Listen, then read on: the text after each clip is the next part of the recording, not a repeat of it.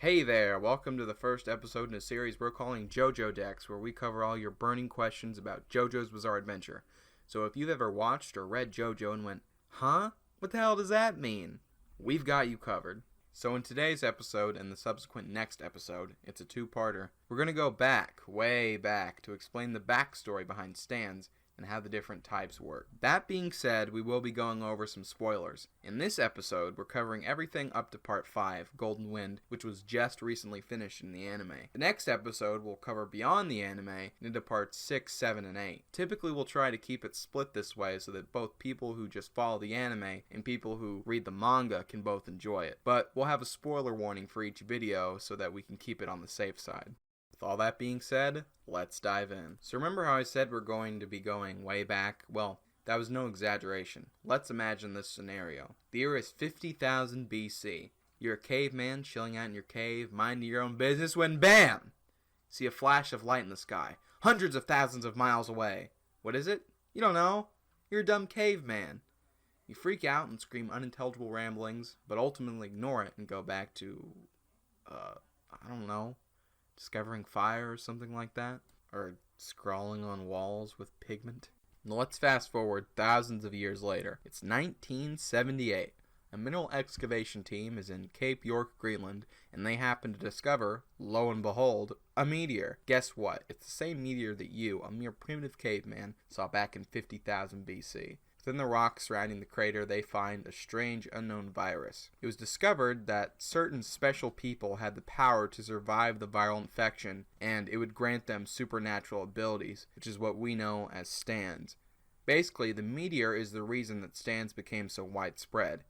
It should be noted that it wasn't the cause of stands on Earth, because some natural stand users did exist, however, they were few and far between. Now, the virus wouldn't have infected so many gifted people if it didn't have something to spread itself with, which is where the arrow comes in. An unknown man wanting to acquire the power of the gods, which, honestly thinking about it now, sounds like a lot of people in this series, took the rocks and crafted arrows from them. These arrows had the ability to choose who is worthy of stands or not. Either you get stabbed by an arrow and get really cool powers, or you just get a really nasty cold and die. At some point in time, the stand arrows were lost until in 1986 an excavation team finds 6 of them in Egyptian ruins. The team included a young Diavolo, future boss of Passione. He stole the arrows and eventually sold 5 of them to Enya, keeping 1 for himself. Enya used an arrow to awaken the world, which, unbeknownst to her, also awakened stands in the Jojo bloodline. This awakening would cause even those unfit to wield them stand abilities. Because they didn't have the strength to wield them, Josuke and Holikujo were slowly killed by their stands. Kicho Nijimuro's father was an agent of Dio, and the flesh bud in his head went berserk upon Dio's death. The arrow was a gift from Dio to recruit more stand users. Then Kicho used the arrow to try to find someone who was capable of killing his father. Akira Toishi eventually took hold of this arrow and used it to send stand users after Josuke and the Dwang gang. This arrow would end up in Speedwagon custody after the defeat of Red Hot Chili Peppers.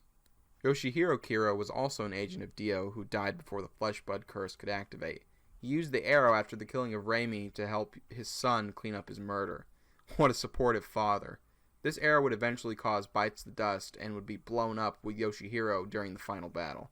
The 4th arrow, the Beetle Arrow, is presumably the one that Jotaro and Pellinore recovered shortly after Stardust Crusaders. This arrow played a pivotal role in the finale of Part 5 and caused the creation of Silver Chariot Requiem and Golden Experience Requiem.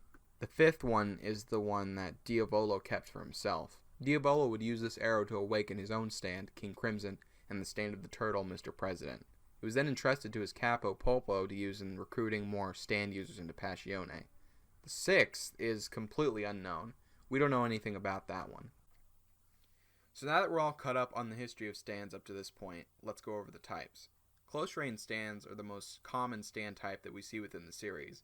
These are stands that you see pop out and punch shit. They typically have a range of about 1 to 5 meters and are pretty durable. Good examples would be Star Platinum, Crazy Diamond, The World, and Sticky Fingers. Next is long range and automatic stands. These stands are just what the name implies, and they usually track a variable. For example, Sheer Heart Attack follows Heat, Notorious Big follows Speed. Then we have sentient stands. These are stands that speak independently of their users and have their own personality.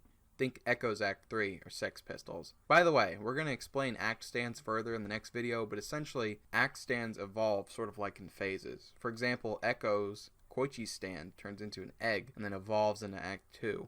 The user can use the powers of the different acts at any time, however they're limited to just one. Post-mortem stands are exactly what they sound like. You die, the stand activates. Colony stands are essentially stands made of several separate parts. Harvest and Bad Company are examples of this type. Let's use Harvest, the stand used by Fat Bart Simpson, as an example. So, Harvest is made up of several different small bug-looking things that Shigechi usually uses to steal coins, unless he's too busy blowing up.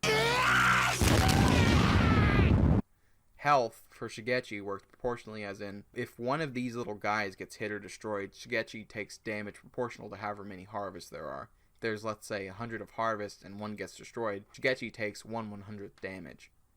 Requiem stands are stands that have been struck by a stand arrow, basically an evolution of an already existing stand, caused by it being stabbed by a stand arrow. Requiems have powers far beyond your average stand. A common misconception surrounds whether or not all stand arrows are Requiem arrows. The term Requiem arrow is never mentioned within the manga, and it's left up to the audience's interpretation. There are theories that Requiem arrows are whatever power the user needs at the time, and that Requiems are all associated with souls. Neither of these things are explicitly stated in the manga, however I guess you could say, theoretically, Requiems are win buttons. Alright, this concludes part 1 of our deep dive into stand history and their types. I hope you enjoyed the video, and maybe this cleared some things up for you. Next episode we'll be going further, a video dedicated to parts 6, 7, and 8.